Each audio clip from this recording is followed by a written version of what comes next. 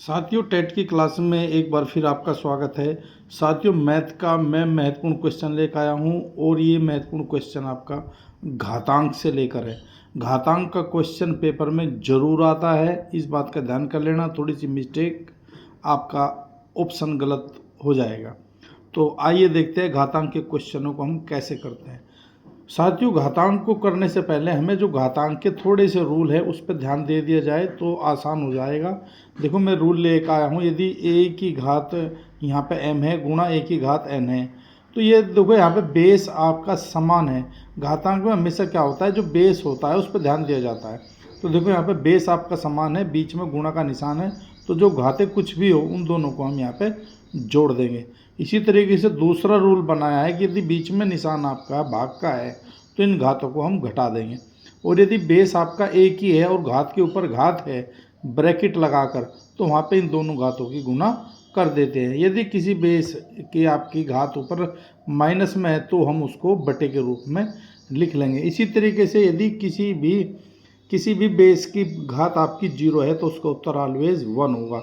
और यदि देखो यहाँ पर आपके बेस अलग अलग है और घात एक ही है, तो दोनों को इकट्ठा लिखकर उसकी घात हम एक ही लिख देंगे, न कि बार बार लिखना।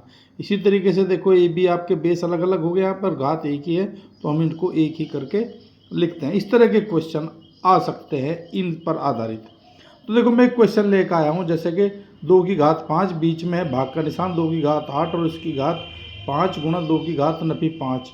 ये बताना है का हल होगा, और ये ऑप्शन आपके यहाँ पे दिए गए हैं। तो साथ ही इस क्वेश्चन को कैसे करते हैं, तो आपको सबसे पहले क्वेश्चन लिख लेंगे। और देखो यहाँ पे बेस सबका एक ही है, ये एक ही लाइन में हो सकता है, लेकिन फिर भी मैं करके दिखा रहा हूँ आपको।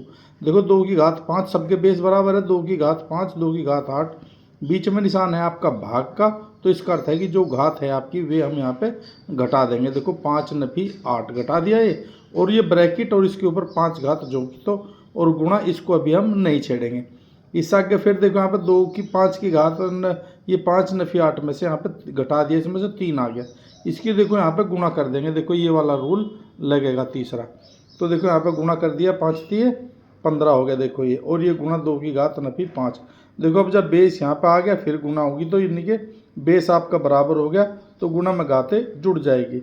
देखो यहाँ पे 3 पंजे 15 हो गया। ये सीधी सी बात दिखाई दे रहा है। तो 15 जब जोड़ेंगे, ये नफी है तो ये नफी हो जाएगा, तो 15 और 5 आपका हो जाएगा 20। इस तरीके से आपका 2 की घात 20 हो जाएगा। इसी तरीके से देखो, हम एक लाइन का क्वेश्चन हल कर सकते हैं। देखो, आगे देख के करना है इसको आपको। ये मैंने करके दिखा दिया आपको।